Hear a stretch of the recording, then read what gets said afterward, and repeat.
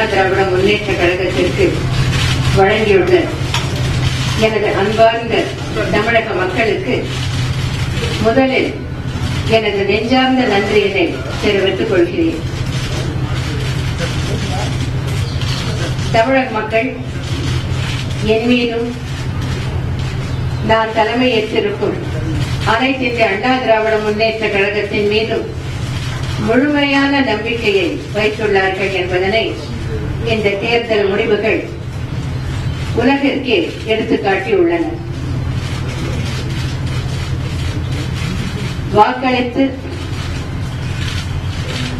வரலாற்று சிறப்புமிக்க ஒரு வெற்றியை அளித்த தமிழக மக்களுக்கு சரி நீங்க பேசுறீங்களா?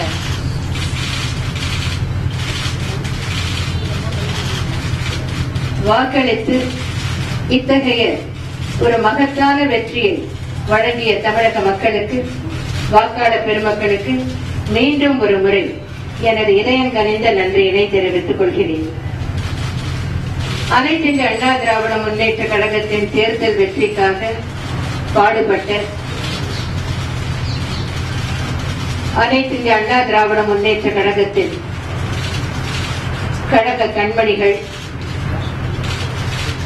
இந்த மகத்தான வெற்றிக்காக அல்லும் பகலும் அயராது உழைத்த இளையதெய்வம் புரட்சி தலைவர் எம்ஜிஆரின் ரத்தத்தின் ரத்தமான என் உயிரினும் மேலான கழக நிர்வாகிகள், நாடாளுமன்ற சட்டமன்ற உறுப்பினர்கள், அமைச்சர் பெருமக்கள், தலைமை கழக நிர்வாகிகள்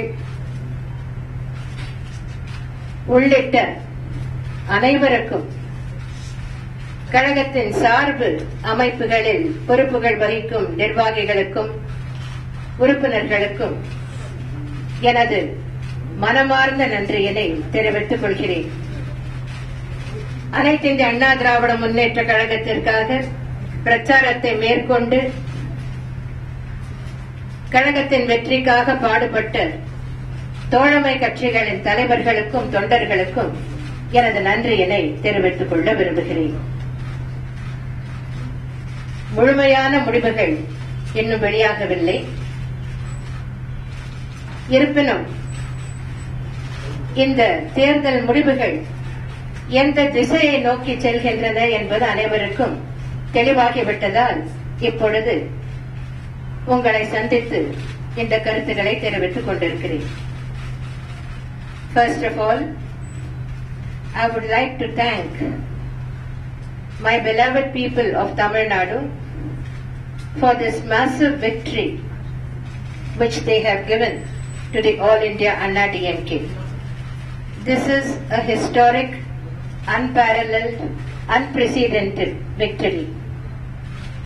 The All India Anna DMK has achieved this victory on its own without any partners in an alliance with it.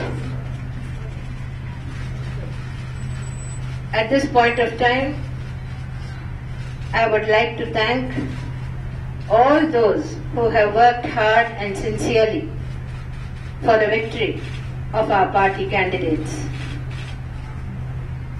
I also wish to thank the people of Tamil Nadu for having bestowed on the All India Anna DMK the distinction of emerging as the third largest party in parliament in the country.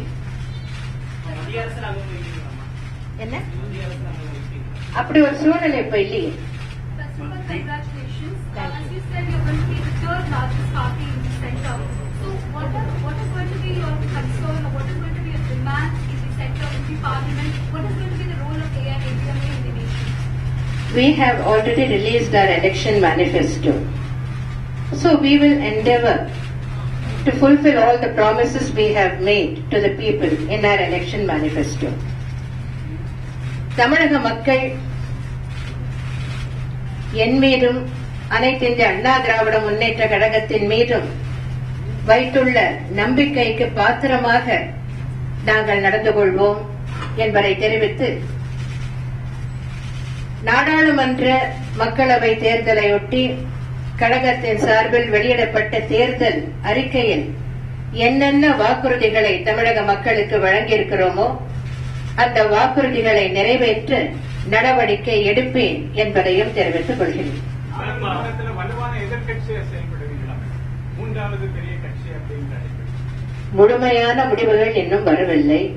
தற்போது இருக்கின்ற நிலவரப்படி the trends show